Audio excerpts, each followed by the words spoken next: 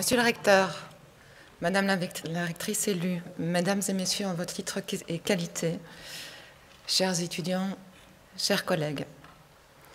Mardi 25 août, une petite tasse de café serré fume et quelques feuilles blanches reposent devant moi.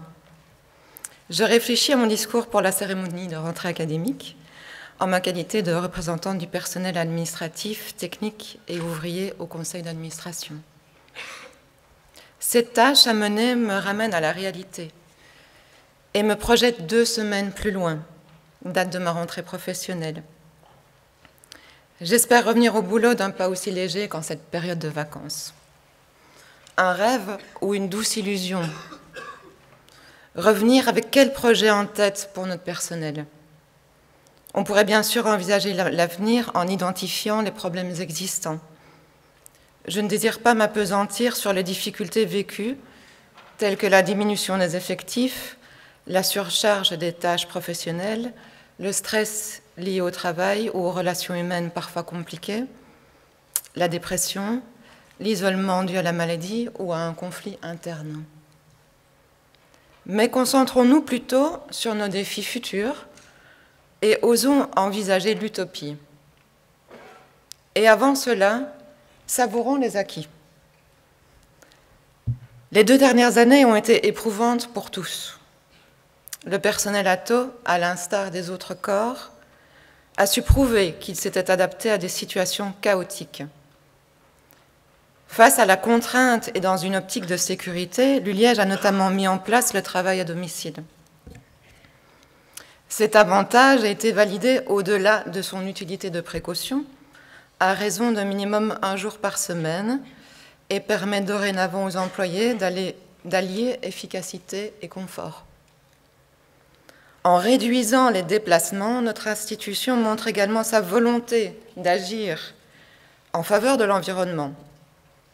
En outre, la procédure de promotion a été revue dans un but de clarté et dans une perspective plus large de carrière des agents. Nous espérons que cette révision permettra de valoriser celles et ceux qui la méritent. Par ailleurs, les nouvelles autorités élues nous annoncent vouloir adopter une concertation participative avec les équipes dans la mise en place de ces projets. Une démarche qui est enthousiasmante, dans la mesure où chacun, chacune pourrait contribuer à son échelle au développement de notre université. Au-delà des acquis, à quoi pouvons-nous rêver? De manière plus pragmatique, quels objectifs pourrions-nous tenter d'atteindre pour notre corps? Par objectif, j'entends bien entendu des objectifs SMART, spécifiques, mesurables, accessibles et réalisables dans le temps. Avec d'autres représentants du personnel, nous avons œuvré à la mise en place d'un groupe de représentation du personnel ATO, ouvert à tous les membres, syndiqués ou non. La constitution de ce groupe a été accueillie favorablement et de manière unanime en juin dernier par le conseil d'administration.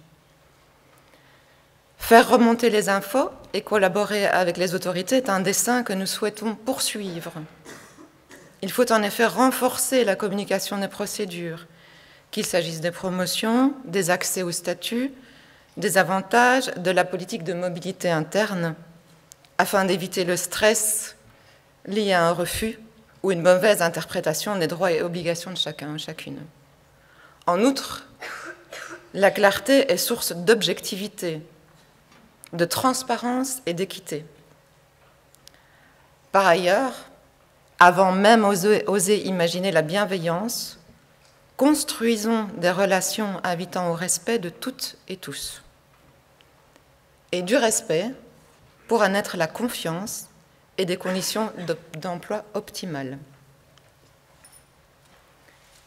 Jeudi 22 septembre, je me tiens devant vous, prête à continuer mon job de représentante au CA, avec énormément d'envie de susciter des réflexions ou de co-construire dans l'intérêt des membres du personnel ATO et de manière générale de mon alma mater.